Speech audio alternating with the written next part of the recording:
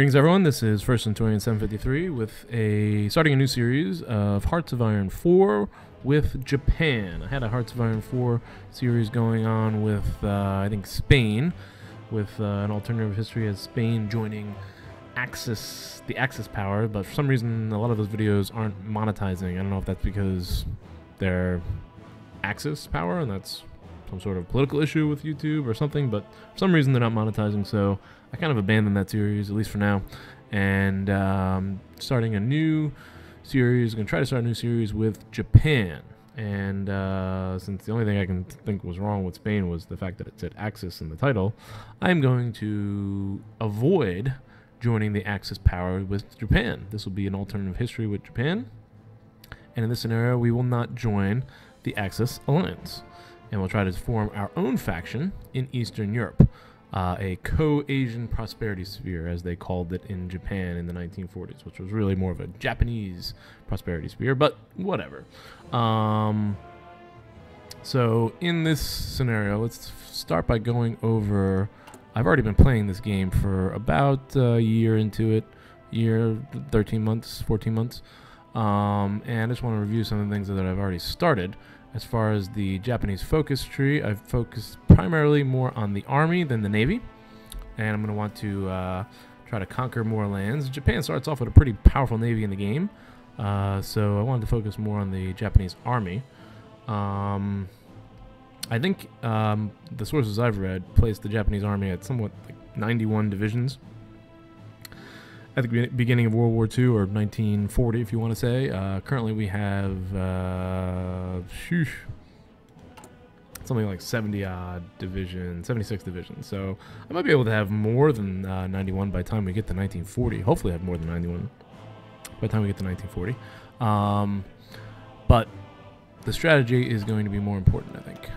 So army primacy, we did that. We have military factories.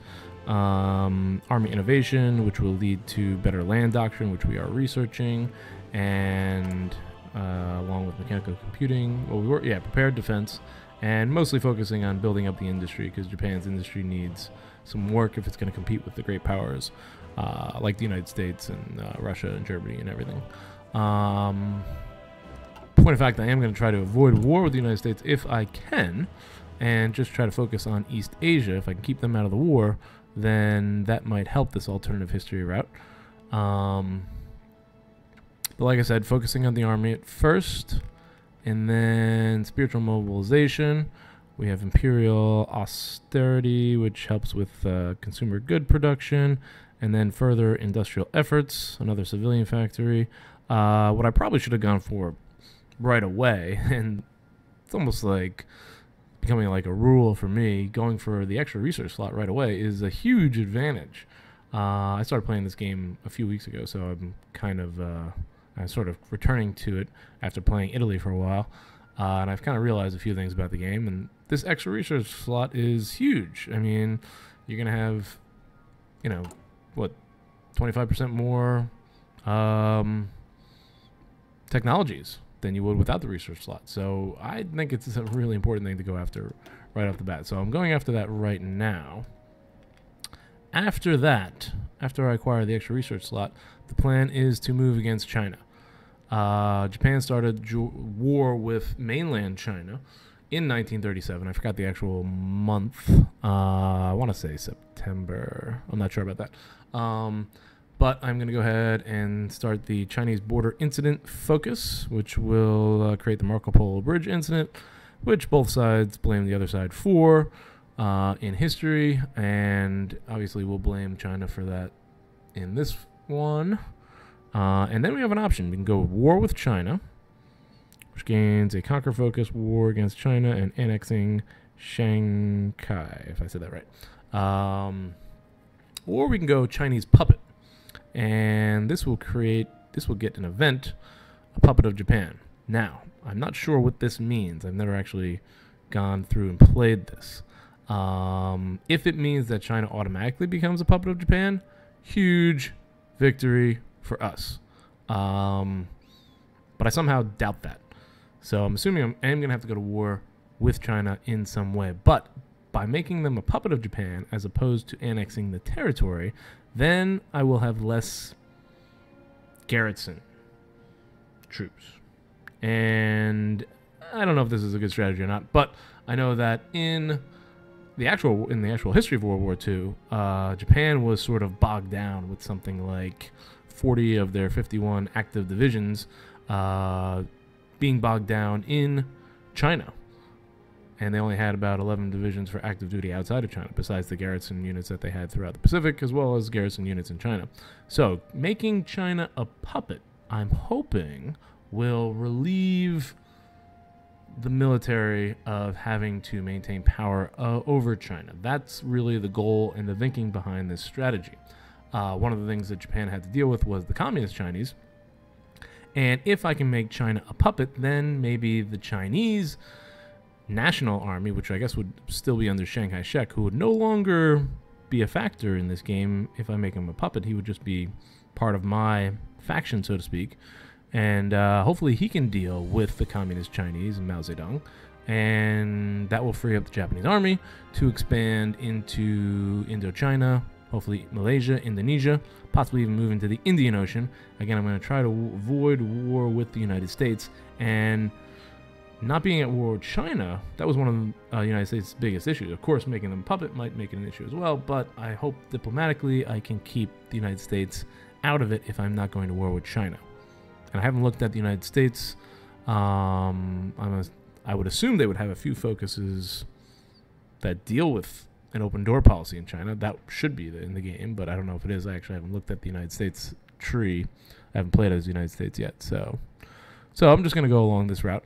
And then subdue warlords and possibly conquer... I can't pronounce the name of that region. This region right down here. Because if you look at the resources, they've got a ton. Mainland China does not have... they have some resources. More important for mainland China, I think, in the game is the industrial capacity, which is huge right around here, 10 unlocked slots. And that's one thing we're going to have to sacrifice by not annexing China fully. But I'm going to work on developing Japan's industry a little further. And I don't even think I can build... Oh, no, I could build in Manchuria. Okay. Manchuria doesn't have too many slots. But there is some room here, not too much room. I can build a little bit in Taiwan. We'll see what happens. So, that might be a bad idea. But, at least we're going to play it out and see what would happen with the alternative. So, that's the grand strategy thinking. Again, most of my research is focusing on industry to build that up as quickly as possible to compensate for the fact that we won't be annexing all of China. I might get lucky if there's a war. Maybe I could get lucky and capture a few regions. But I have been able to redeploy most of my troops from the Pacific and Japan into Manchuria. And they are preparing for an attack. I only have 5 divisions along the front line at this point. That's in this 1st Cavalry Army that I've labeled, designated 1st Cavalry. There is a main army back here on a fallback line, 19 divisions. It looks like 3 of them are assigned. I'll have to make sure they get assigned. What the heck, where are those 3? Yeah, let's make sure we get them assigned. No, that didn't work. I clicked the wrong button. Okay. Still pretty new at this game, by the way. There we go. 19 divisions on that fallback line. And then I have a 2nd cavalry army. 2nd Cav, which I've designated, which is all cavalry divisions. They're set up on this line. And the initial plan is going to be to thrust towards Beijing with a secondary invasion from Marines in Manchuria. And I believe that is the Yellow River, I think. Whatever river it is, planning on landing south of that river and driving towards, what do we have here? Shandong. Is that the name of that city? No. Jadon. I'm not good at pronouncing any of these names, FYI. So what I'd like to do is build up this Marine Division, establish a beachhead there, and then I have a mobile 3rd Cav Division, which is all motorized. And the plan is to deploy them here and possibly drive along this river, use the river as defense. I might even end up sending this 2nd Cav army into that beachhead if it works out well, which I would have to move them unless I'm able to capture this port. This is going to be interesting because it'd be nice to cut them off. So I think that might be the step. I think I might actually end up moving this 2nd Cav army around here along with the 3rd Cav army and have my mobile division set up here for filling in the beachhead once it gets established. Does that work? Can I do that?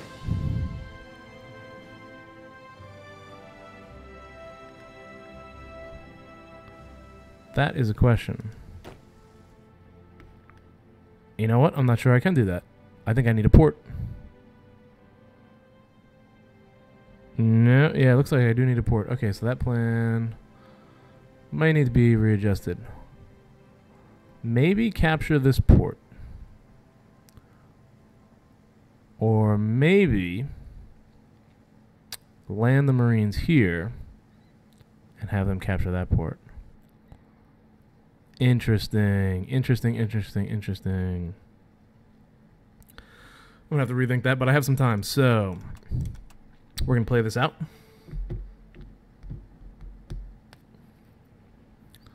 And we'll start getting the clock running here. I did see another division.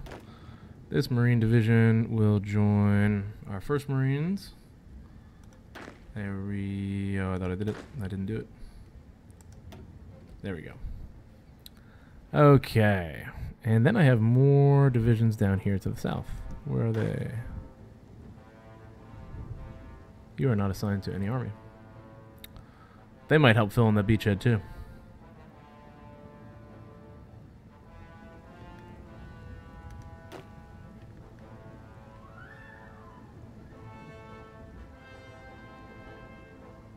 This plan has an estimated value of 60%. And if I am going to change the plan, I should probably do it now. So we have plains there. There's hills there. I'm not making a beach landing there. So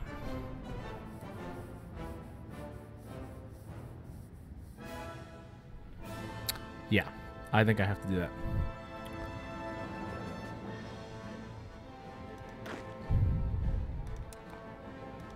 Get rid of that plan.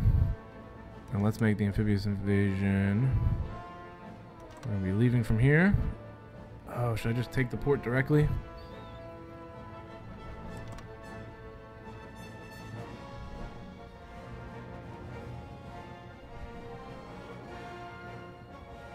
Estimated value 60%. Inferior enemy 100%. I think I'm going to try to grab the port directly. Directly capture that port, and then we can fill it in with motorized infantry, which is based on that line right there. Yeah, it's time to move you guys.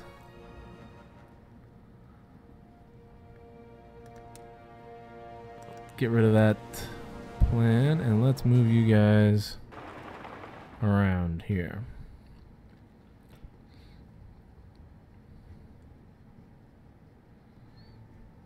All right, get the clock running.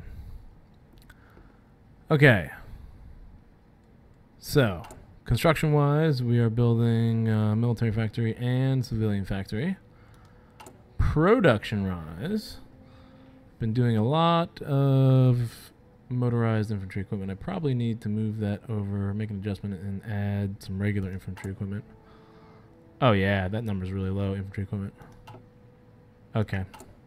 Yeah, I'm not sure what I was doing there. Again, when I started playing this game, I was kind of new to it. But you definitely need more infantry equipment than motorized infantry equipment. And that'll take some time for that to adjust. Okay. Got good tank equipment in here.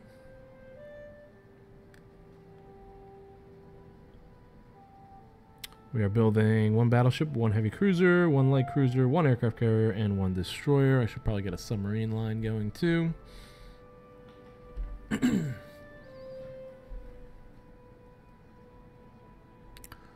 1 interwar fighter, 1 carrier naval bomber, 1 carrier fighter. Interwar fighter. I need to get some more airplane lines going here as well.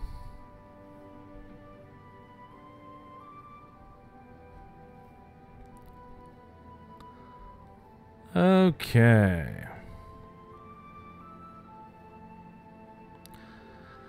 So originally I kept divisions off the front line here in China, and that did cause them to withdraw. They had about 40 divisions here when I started, and now they brought it down to like 25, but now they're back up to 31. So 31, 33 is too much for us to handle alone. All right, here we go. We're going to continue along the land doctrine line. 255 days. That seems to be a while.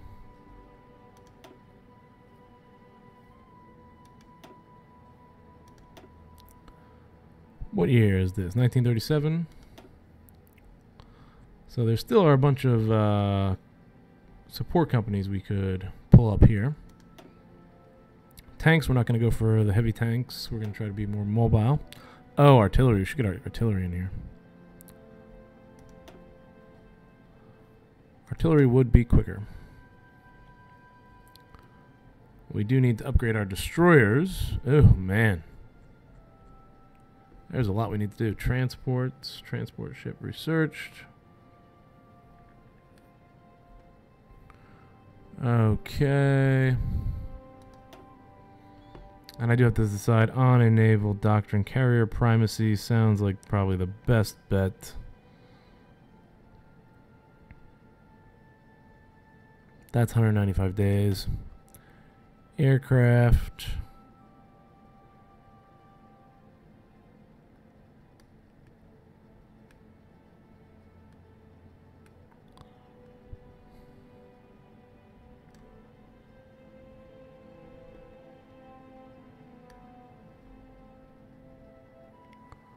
Okay, I'll have to consider those options.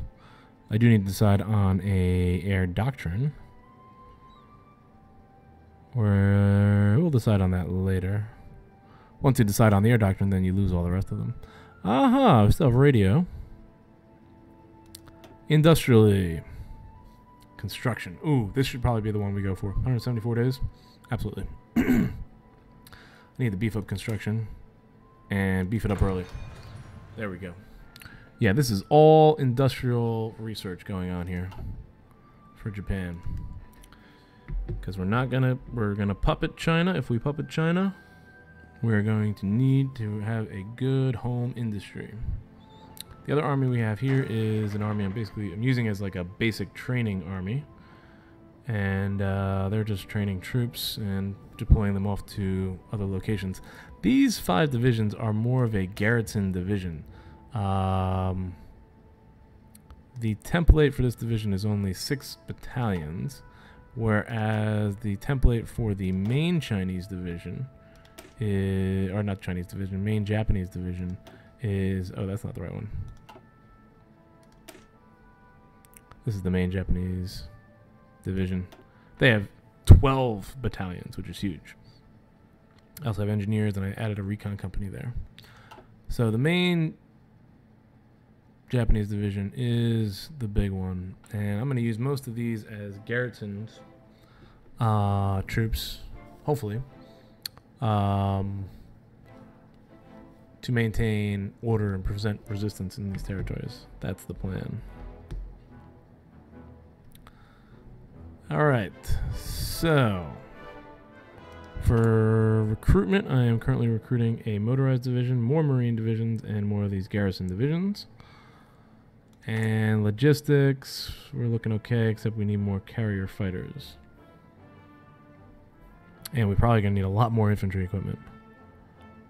Yeah.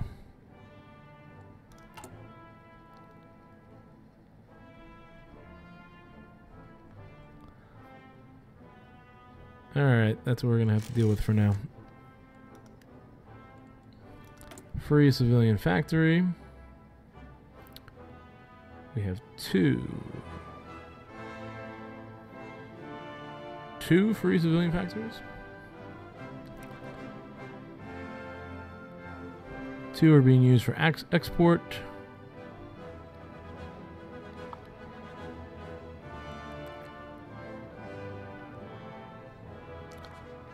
I am definitely going to want another military factory.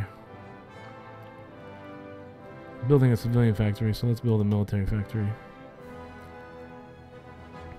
Keep it on Japan, keep it on the homeland. And we've got 2 civilian factories working towards them. And it looks like I'm going to need more infantry. There we go. 40 infantry per day, which is at 55% production efficiency. Sorry, 40% production efficiency with a 55% production efficiency cap. Okay, interesting. All right, so this is basically a grand strategy overview. For now, the fight is going to be in northern China, most likely. I've got about 12 days into this research slot. And that's going to be it for this episode, because it's been about 20 minutes. Hope you guys enjoyed. Hope you're interested. And I'm going to go ahead and continue with more of these episodes. Thank you for watching.